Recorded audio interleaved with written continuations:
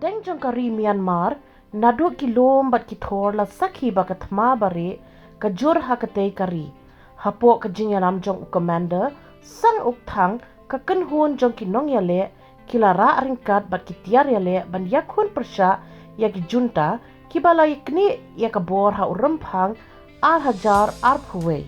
Commander sang ukthang, bat kakenhun, kila tursya khmat ringkat kitiar yale baklan bor,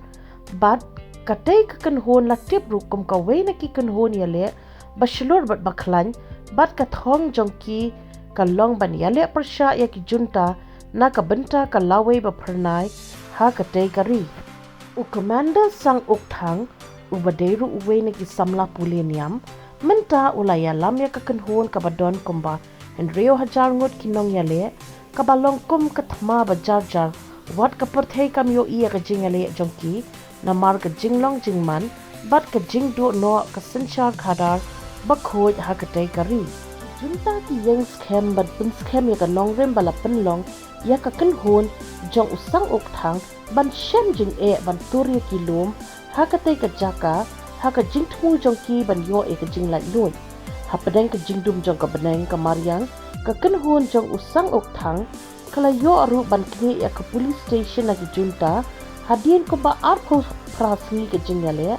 bat kani ka day ka sin jam bakindang jam syakmat ban yale bat yakun wat ban IT yala ka jing im rei ka te ka thma kala pau puthei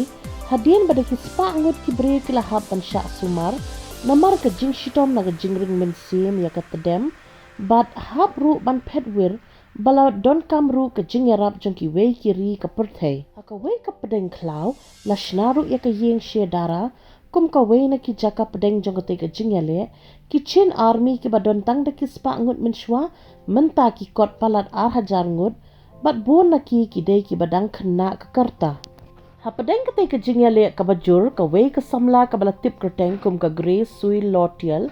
kabala puli lo bat kabala eno no ek jing puli jongka kala snok ti lang ban yale na kabenta kari wat hapadeng ki jing ek bat ki jing jinjar ban sa ha ki yeng dara da ka jing ek scam ban yale na kabenta kari bat ban yo biang ek jing lait luj bat ka lawai bat pernai ban thaudur biang sa shise ni kari Myanmar